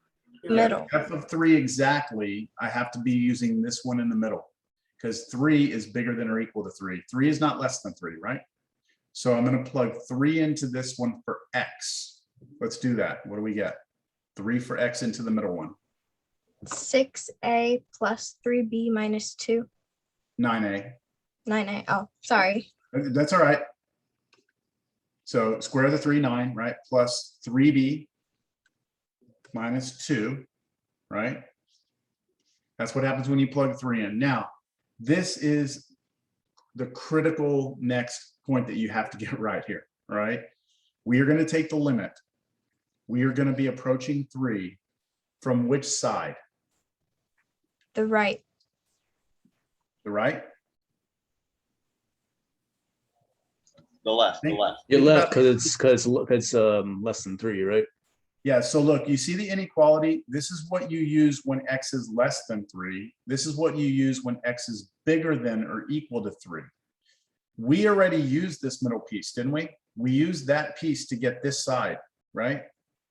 So we don't want to reuse this piece again, because if we plug 3 into this, we're going to get 9a plus 3b minus 2 equals 9a plus 3b minus 2, which doesn't help us. So we need to come in on the other side of 3, which is this one, right? This one here. Now, why do we not mess with this one? Because it It's doesn't three's have not enough even there. room to do Yeah, three. this is what's happening over near 4. We don't care about this yet. We'll deal with that over here. So I'm going to use this function. So I'm going to be approaching from the left of 3, and I'm going to be doing x squared minus 9 over x minus 3. Oh shit, what's happening here though? That's going to be undefined though, right? It's 0 over 0, isn't it? Yes, so we use algebra to get rid of our 0 over 0. Right, it's 0 over 0, but it's a limit, so we can do algebra. Right? And y'all recognize the top is a difference of squares? Yes. Then these cancel, and you're left with what now? X plus 3, X plus 3, and now let x go to 3, and what will you get? 6. 6. So you get 6 equals 9a plus 3b minus 2. That's what we get from this first piece. And there's bad news. This equation cannot be solved for a or b because you have one equation and you have 2 unknown variables, don't you? You can never solve for one. Hunter? Shouldn't we get rid of that 2 on that side so it's a little simpler before we Yeah, move you on? could do that. You could do that. You could write that. Add 2 to both sides. Would I be correct in speculating that we should do the other side, get all the information we can off of that, and then compare or something like that? Absolutely. So what Hunter's saying is, even though we can't solve this equation yet, it's very likely that this limit is going to give us some more information about A and B, a new equation, right? And perhaps we'll have 2 equations with 2 unknowns, which is something you do in college algebra. Let's get to it though. We're almost out of time. So what happens when we plug 4 in here? 16 minus a plus b. You're going to use this bottom one, right? Use the bottom one because that's what happens when x is actually 4. You go in here. So I heard 16 minus a plus b. I agree. Equals, now the limit, we're going to approach 4 from where? We don't want to use this one again, right? Use We the want to use middle. this one. So from the left, and we're going to plug it into ax squared plus bx minus 2. And fortunately for us, we can just plug it in. There's no issues here. We plug in 4 for x, we get 16a plus 4b minus 2 equals 16 minus a plus b.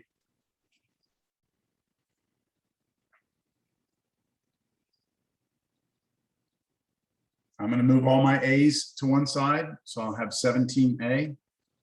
I'll move all my b's to one side, so I get 3b. And I'll move my constants to the other side and get 18. And what we have are 2 equations and 2 unknowns. And in college algebra, you learned how to solve that. It's called a system of equations. And you use either substitution or elimination to do that. And we're out of time. So why don't I leave that to you to do? All right. Finish that off. Solve these. You should get an answer for A and B. So for your homework for this section,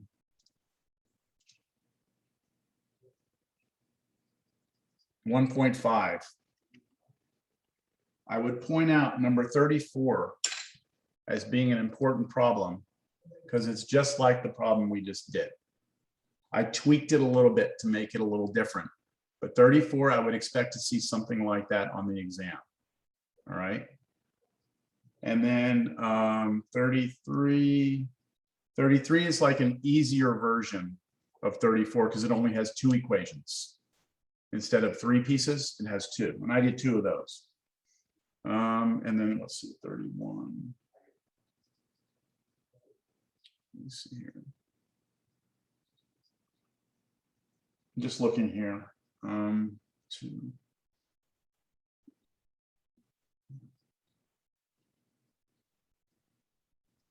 Yeah, so honestly, what I would do if I were you, because I know I won't test you on any of this, I would focus all of my attention on just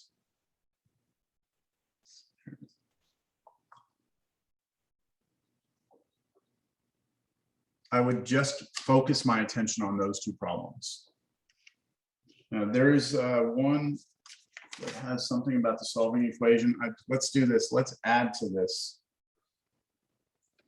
43 and 44. So 33 and 34 are like the problems we were just doing, trying to paste the 2 functions together. 43 and 44 are the problems where I'm like, hey, show me a solution exists. And that's where you just had to show that there was a change in sign, went from positive to negative, negative to positive. All right, so I'm only asking you in this section to be able to do really 2 types of problems. They're just complicated. So, all right, well, that's it for today. Sorry, continuity is a weird section. Things will get better. On the review, I do need to tell you on the review, there's some problems that we're not going to get to. Do you want me to discuss that real quick? Yes, sir. I have to Yes, sir. find it. Oh, hold on. I've got to actually find it. Oh, man. Sent. I forgot what I sent to you all. No. There it is.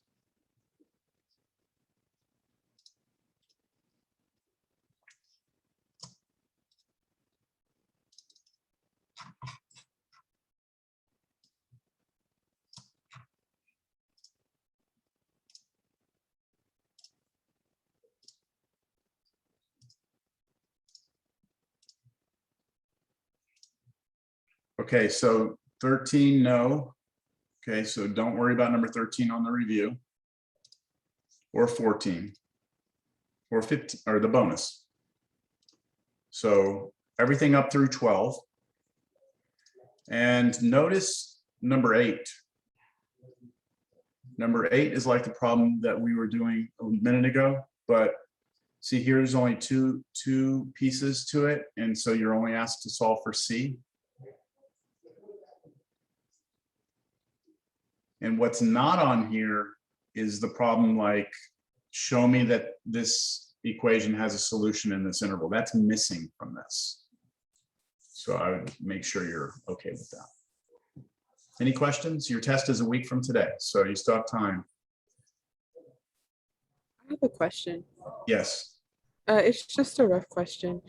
Is the amount of questions on the test similar to what the original review is going to be? It'll be close. It'll be close, but I have to keep in mind time because we're in Zoom. It's going to take us like 10, 15 minutes to get going. So I might have to trim it down. But I mean, it shouldn't be more than like 12 problems. I wouldn't expect more. Okay. Yeah, I think part of it's going to be you looking, recognizing what to do and doing it. If you have to sit there and like, you know, oh, what do I do, and spend 10 minutes just figuring out what it's even asking, that can hurt you. So problem recognition will be kind of part of what's tested in some way. You said that you're gonna show us how to like condense a PDF into one thing or whatever. My concern is just more like, you know, even if you do the test and whatnot, and then, you know, you said like after 30 minutes, you're not gonna accept the test, like you run into problems or something of that nature. Yeah, so look, we can do that. We can do that on Tuesday if you want to practice doing that. But no matter what, as long as you take a picture of your work, you know, a picture on your phone, at least it'll be like time stamped, right? Like all of our pictures on our phones have the date and time.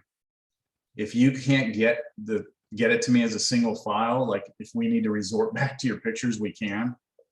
You need to have that as an absolute minimum. Like if you're just like, I have nothing, you know, then I can't accept it. But we'll practice on Tuesday if you want.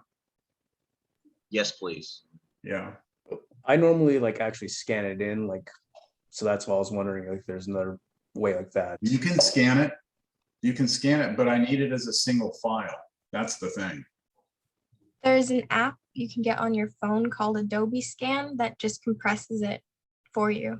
I don't know if you can get it on Apple though. Will that compress like actual like scan stuff into? Well, if you get it on your phone, you just take pictures of your work and then it compresses to a PDF by itself.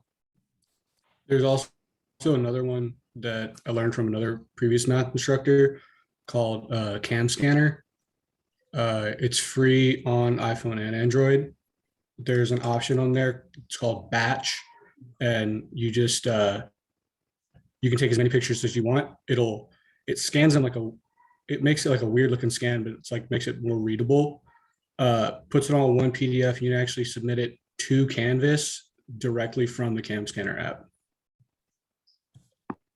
Yeah, so like this is where I sit here and go, you know what, like you are all very resourceful and very smart, and you know, like why don't y'all, I don't know, if you're having trouble, reach out to a classmate, like do a discussion group, do something, help each other out, you know, like you can figure it out. It's, you know, I'll help you, but see what you can do on your own. I mean, look, all you need to be able to do is somehow get all your handwritten work into a single PDF file, like pictures, take the pictures, turn that into PDF. Just Google, you have it. I mean, how do I turn my pictures on my phone into a PDF file? I mean, you can probably watch a million videos on that or something, right? So see what you can figure out. If you can't figure it out on Tuesday, I'll take some time for it. I'm probably going to use Cam Scanner. That I pulled it up. That one looks nice. Yeah, Cam Scanner is what most students that I talk to use. Yeah, someone in the chat said if you have an iPhone, just like the regular Notes app will do it for you too. Yep. But it doesn't. It just shows like the picture that you took. Versus, like I said, Cam Scanner, to try it out, see if you like it. It crops the picture on its own to exactly the size of the paper. And it makes it like a really bright white, and it makes whatever you wrote like really dark black. So it's like, oh, like I said, a lot easier to read. There's no shadows or anything like that.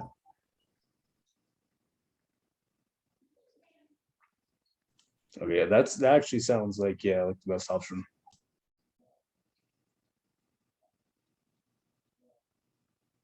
Okay, it's 750. It's 250. I said I would talk about how to make a function do a certain thing. Give me a minute to see. Logistically, I need to figure out whether or not I need to pick up my daughter from school. So hold on a second. If I have time, I will do it. Hold on.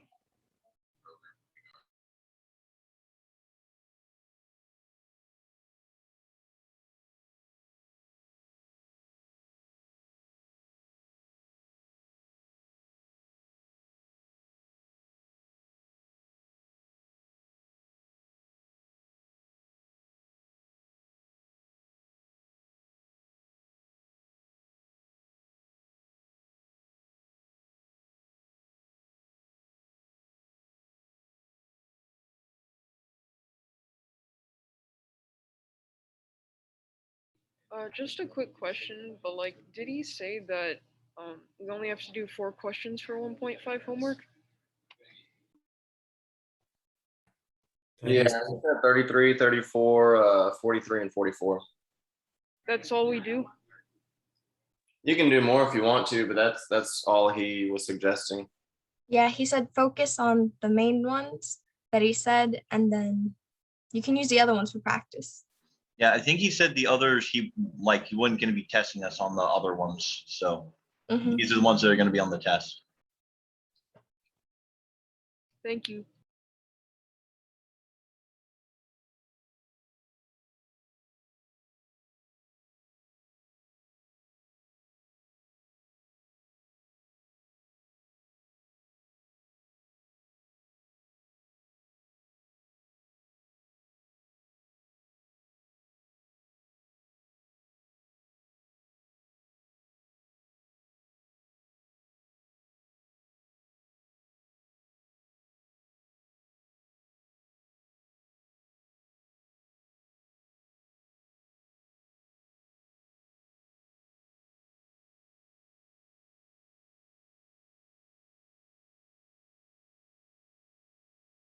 Has anybody tried finishing that problem we were working on last in class just a minute ago? I solved it. I'm trying to put it in Desmos right now, but Desmos kind of is giving me problems. So For A, did you get 5/4? hold on. Yes. And then -13/12 for B? Hold on that one because I actually converted that into a decimal when I did it.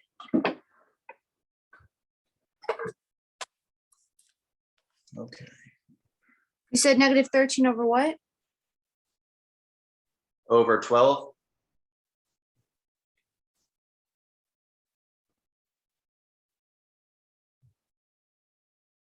Yeah, that's what I got. Nice, thank you.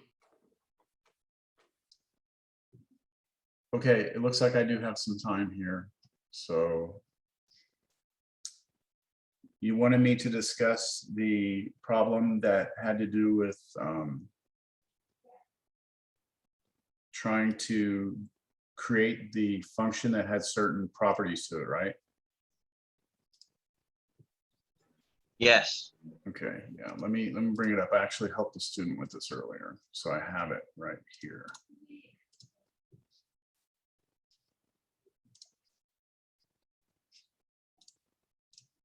Okay, so this was it, right? It says find a formula for a function f that satisfies the following conditions.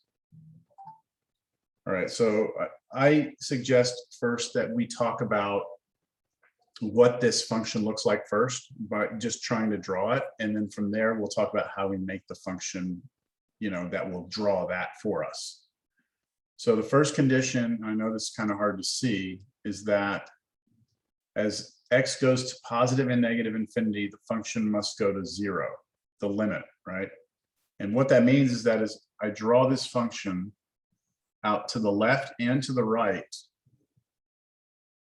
as I go to positive infinity and negative infinity, the function's value should head to 0, which means I have like a horizontal asymptote.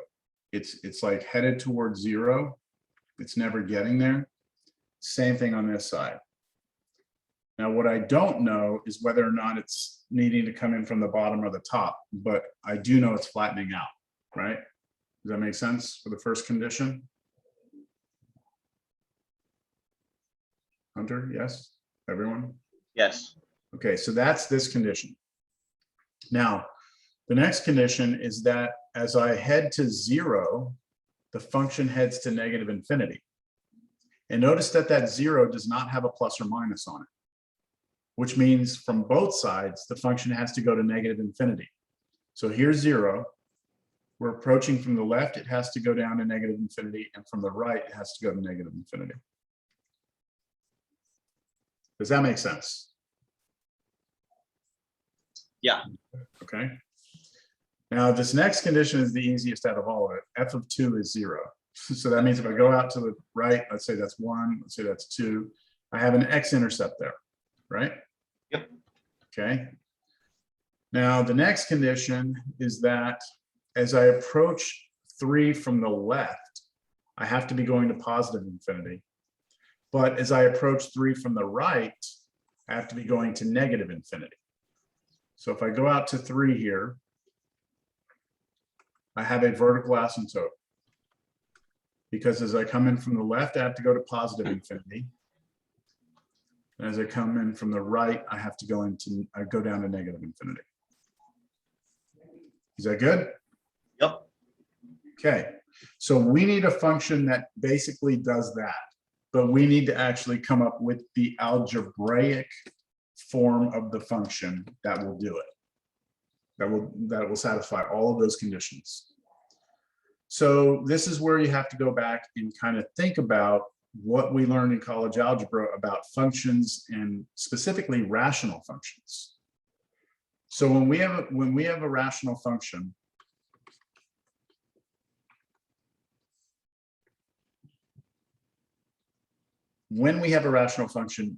if we want to know where the x-intercepts are, that will be anytime the numerator is 0. So I only have one x-intercept on this graph, and it happens at 2. So what I need to do is build this function so that when I plug 2 in, I get 0. So I'm going to put x minus 2 on top. And so now if you plug 2 into this, I promise the top's going to be 0, and that should give me the x-intercept. I also know that I have 2 vertical asymptotes. I have a vertical asymptote at 0, and I have a vertical asymptote at 3. And those occur whenever the denominator is 0. So that means I need to create 2 vertical asymptotes, one at 0, so I put x, that will create this vertical asymptote, and then I put x minus 3, and that will create the other one. Because now if you try and plug in 0 or 3, you're going to get undefined. Still good? All right, the next thing is that, and this is the part I'm not quite sure you learned it, it will depend on your professor or what you recall from their college algebra, it's been a long time. And that is the way, when you have vertical asymptotes, anytime you have vertical asymptotes, when your graph comes into them, it either kind of like they do the opposite or they do the same thing, right? It's one or the other. And the thing that determines that is the power on the factor that's creating the vertical asymptote. So the fact that at 0, these both come together and do the same thing means that I need to make the power on this x an even number. So I'm just going to make it x squared. The x squared will guarantee that both sides will do the same thing. Now, I still don't know if they're both going to go down or both going to go up, but I know they'll do the same thing. Is that all right? Now, the other asymptote, it does the opposite, right? This side goes up, this side goes down. So that happens whenever the power on the factor is odd, which I already have. This power up here on this x minus 3 is an odd power. So again, the x minus 2 gives me that x-intercept, the green one. The x squared gives me this vertical asymptote at 0, where both sides will do the same thing. The x minus 3 gives me this vertical asymptote where both sides will do the opposite thing. The only thing really I need to kind of tweak still is, you know, are the ends going to go to 0? As you go out to the sides, is it going to go to 0? Well, one way you can convince yourself of that is just by thinking about the power on top. The highest power is 1, right? And on the bottom, if you multiply this through, wouldn't the highest power be x cubed? And so if you have x on top and an x cubed on the bottom, then as x goes to infinity, it's going to go to 0. We did that in class the other day. If I were to expand this out, watch. Let me distribute that x squared through. If I asked you to take this and take the limit of this as x goes to infinity, this is where you come through and look at the highest power of x on the bottom, and then 1 over that on top and bottom. And if you did that, you would get 0. What I'm saying is that this should be fine to give us 0 as we go out to the sides. Now, I'm gonna go graph this, okay? Because right now, we might think this is it. We're almost there. We're almost there.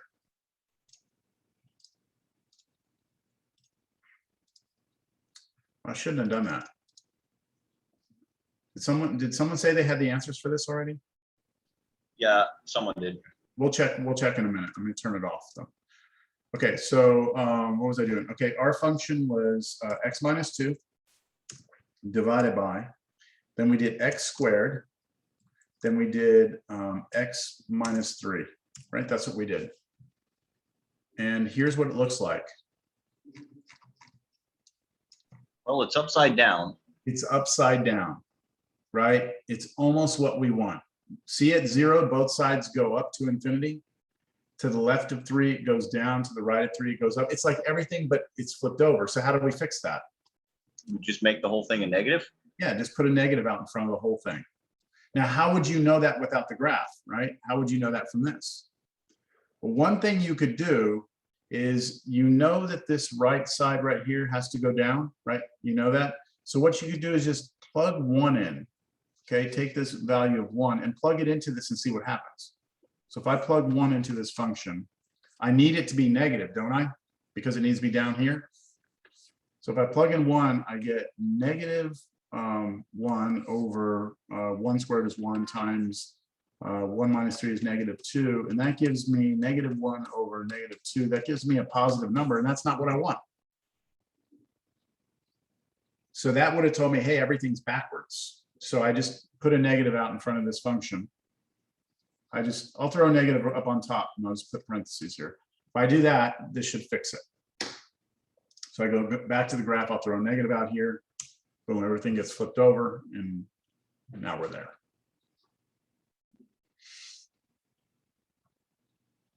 So I was talking to one of your classmates about this earlier, and it's like, you know, I can do this. Why don't you give me something that you want me to draw, and I will create it for you. So give me a function. Where do you want the x-intercepts to be? Just tell me where you want them. Give me 3 of them. 2, 3, Okay. and 7. 2, 3, and 7. So I'm going to write x minus 2, x minus 3, and x minus 7. Right? Let me hide this one. I have now created a function that has x-intercepts at 2, 3, and 7 as requested, right? Now, let's put some vertical asymptotes here. So where do you want those?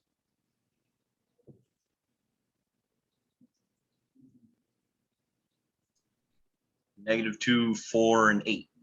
Negative 2, 4, and 8. So I'll do x plus 2. That'll give me 1 at negative 2. What else? 4, 4, and you said positive 8. There. So now we have a function, right? I still have the same x-intercepts. See them? The same x-intercepts are there. They happen there at 2, at 3, and at 7. But I also have 3 vertical asymptotes. 1 at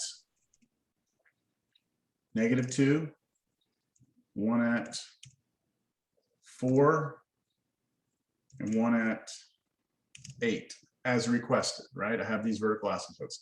Now let's throw something else here. Do you see the vertical asymptote? Oh shit, did I just kill all that? There, sorry. See the vertical asymptote here at 4? What if I wanted both sides of this to be going up to infinity instead of the left side down, the right side up? Come here. Square your x. Square that. There. Now I've got them both going up, right? What if I wanted them both going down? Put a negative and it flips the whole graph over, right? What if I wanted both of them going up here at this 8? Then I would need to square this one, right? Now, but it could be any power as long as it's even. So instead of squared, I'm gonna do 4th power. Okay. Now they're both going up. I mean, sorry, these both go up and these both go down. Yes? Do you think it's possible to make them both go up? Could you make just that one a negative? Which one? Just the x minus 8. Could you have it be multiplied by -1 on that little area down there? Yeah, so what would happen? That's a good suggestion. So if we put another negative, I guess what I'm getting at is if we put another negative on the outside, all that does is flips everything over and one goes down, the other one goes up. But what if, like you said, what if we put the negative in here? So make that minus and make that plus. Didn't do it, did it? Right? Wonder if it's possible to get them both to go up like that.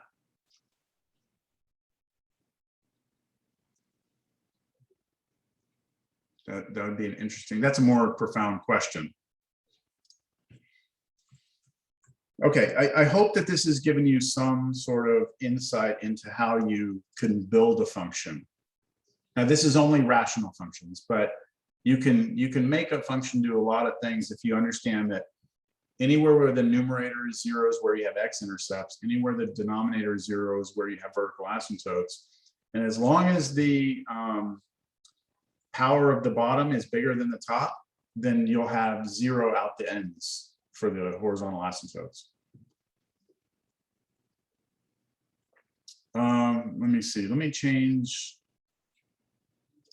What if I take that one cubed? This will be a quick question.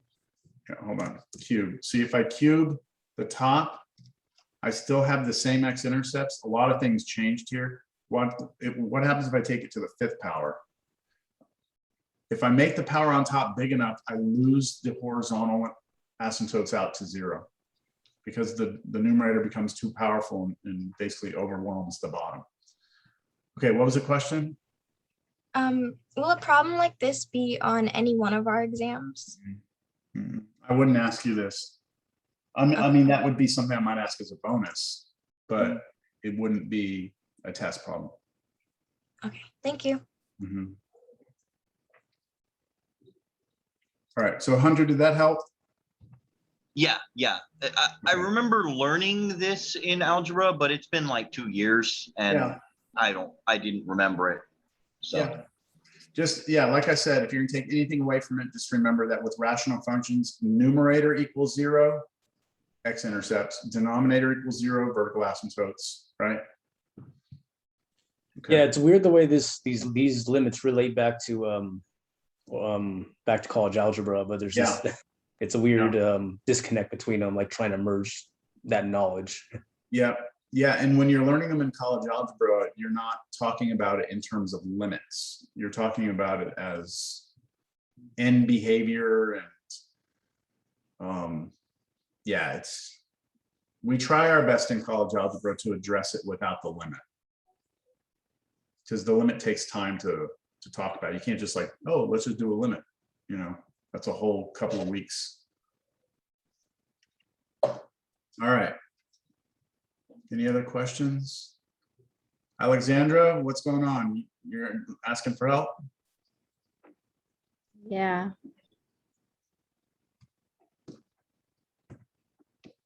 Come to my office hours, maybe I can help you. Are you available during my office hours? When are your office hours? They're before class from 11 to 1 in the Zoom session. And that's, I actually have office hours 11 to 1 Monday through Thursday. And then on Tuesday, Thursday, I have them also from 8:30 to 9:30. Okay, I'd probably have to come in like the really early morning ones, which is fine. You did you say you're gonna move some of your off or make some office hours in the evening? Because most mornings I work. I still want to do that. I just don't know when, you know, like I don't know what works for everyone. And as much as I want to do it, then I actually think about like what, you know, how many hours do I do? So I think what would be good at this point is that if you need help, just to reach out to me. Because I mean, I'm always available to you by cell phone, texting, right? And if I'm at home, I'll come to the computer if I need to. I mean, I do that for students a lot, but I don't, you have to reach out for help. But then you'll get one-on-one help as opposed to going to my office hours where you might be, one of 5 people in there waiting for your turn, but you just have to reach out.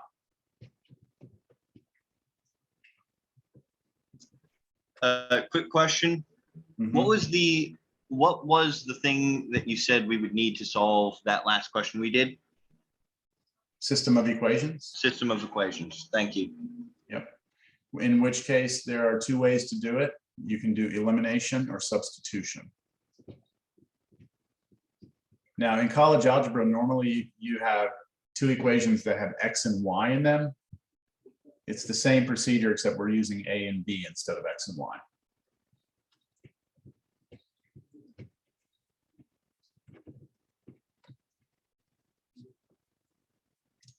All right, anything else? What time is it? Yeah, it's getting late.